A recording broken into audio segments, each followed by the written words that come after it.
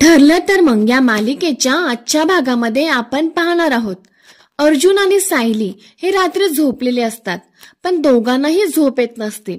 ते दोघेही याचाच विचार करत असतात की सायलीच्या फोनवरनं मेसेज कोणी केला असेल. सायली स्वतःशीच म्हणते, मी आज यांना माझ्या मनातलं सांगणार होते, तर मध्येच या मेसेजचा धक्का बसला. आता मला कसं कळणार हा मेसेज कोणी केलाय ते.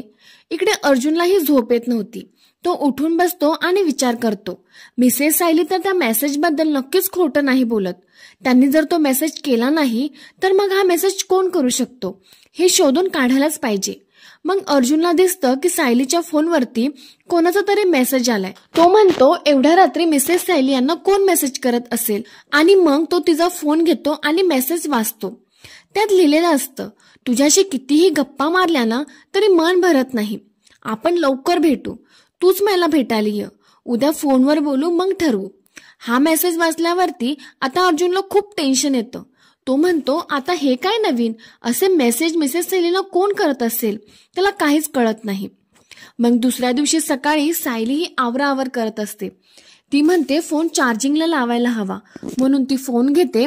तर तिला रात्री आलेला तो मेसेज दिसतो. ती तो मेसेज वाचते आणि ती पण टेन्शनमध्ये येते. ती म्हणते, मला असं बोलवणारा मेसेज कुणी केला असेल, आणि तोही अनोळखी नंबरवरून. हा नंबर कोणाचा हे शोधून काढायलाच हवं. ताबडतोब यांना सांगते, म्हणजे हे शोधून काढतील. आणि तेवढ्यातच त्याच नंबरवरनं तिला फोन येतो. सायली म्हणते, काय करू, उचलू की नको. पण ती लगेच फोन उचलते आणि म्हणते की हॅलो, कोण बोलतंय. तिकडून प्रतिमा आत्या या बोलत असतात आणि तो नंबर देखील त्यांचाच असतो. सायली प्रतिमा आत्यांचा आवाज लगेचच ओळखते. ती लगेच म्हणते, प्रतिमा आत्या तुम्ही. प्रतिमा आत्या म्हणतात, तू माझा आवाज ओळखलास. मग त्या दोघे छान गप्पा मारतात. प्रतिमा तिला सांगतात, हा माझा नवीन नंबर आहे. मग सायली म्हणते, काल तुम्हीच मेसेज केला होता का. प्रतिमा आत्या बोलतात, हो. सायली म्हणते, तुम्ही तुमचं नाव लिहायला विसरलात. मग सायली म्हणते, प्रतिमा आत्या, आता तुमच्याकडे नवीन नंबर आलाय, नवीन फोन आहे, किती छान झालंय ना. आता आपल्या मनात आलं की आपल्याला बोलायला मिळेल आणि पूर्ण आजींना पण किती छान वाटेल. मी आताच फोन नेऊन देते त्यांना. पण प्रतिमा म्हणते, नको नको, मी जसा तुला फोन केलाय ना तसाच मला सर्वांना एक एक करून फोन करायचाय आणि बघायचंय माझा आवाज कोण कोण ओळखतंय. त्या म्हणतात, तोपर्यंत तू कुणालाही सांगू नकोस की आता माझ्याकडे माझा फोन आहे. आणि तेवढ्यातच सायलीला अर्जुन येताना दिसतो. तेव्हा ती प्रतिमा आत्यांना म्हणते, आपण नंतर बोलू, आणि ती फोन ठेवते. अर्जुन सायलीला विचारतो, कोणाचा फोन होता. पण सायलीला काय सांगायचं तेच कळत नाही, कारण प्रतिमा आत्याने सांगितलं होतं की कोणाला सांगू नको, मी नवीन फोन घेतलाय. मग ती पटकन म्हणते, कुसुमताईंचा. पण तुम्ही असं का विचारताय. अर्जुन म्हणतो, काही नाही, असंच विचारतोय. मला एक कॉफी मिळेल का.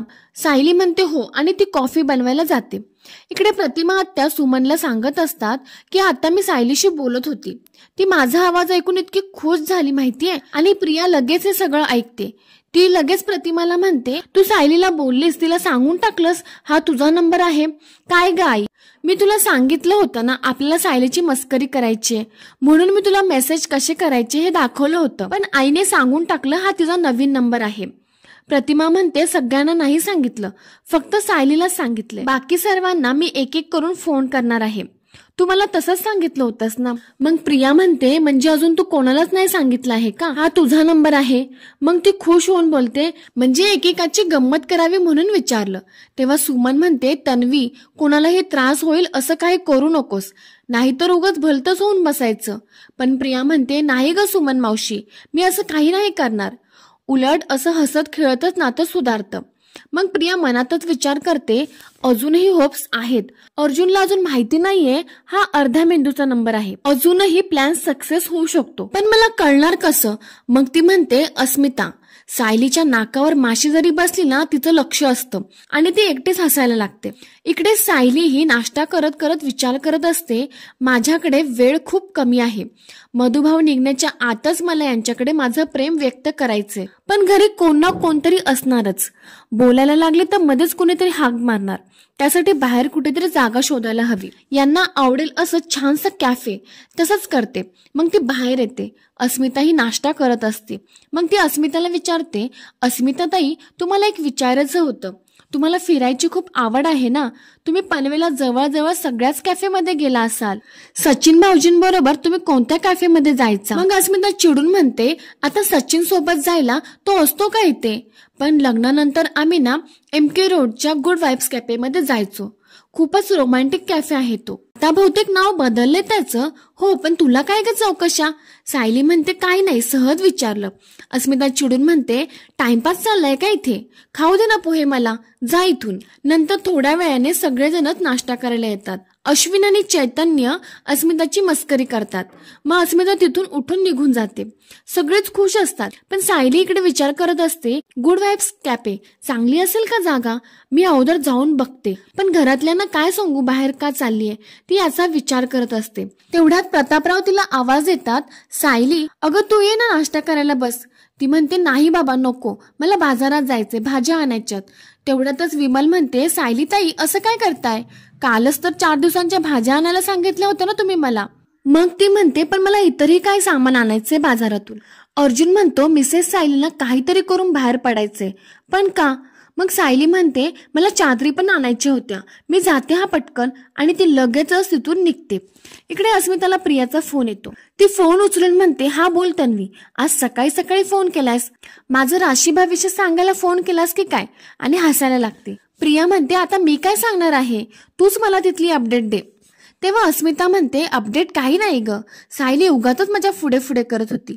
ती म्हणत होती, अस्मिता ताई पनवेल मधले सगळेच कॅफेस तुम्हाला माहिती असतील ना, तुमचा एखादा आवडता कॅफे सांगा ना. मग मी MK रोडचा गुड वाईब्स कॅफे आहे ना त्याबद्दल सांगितलं तिला.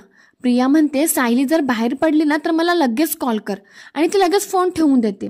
फोन ठेवल्यावरती प्रिया म्हणते, सायली कॅफेची का चौकशी करत असेल? त्या गुड वाईब्स कॅफेला जायलाच हवं आणि काहीतरी प्लॅन करायला हवा.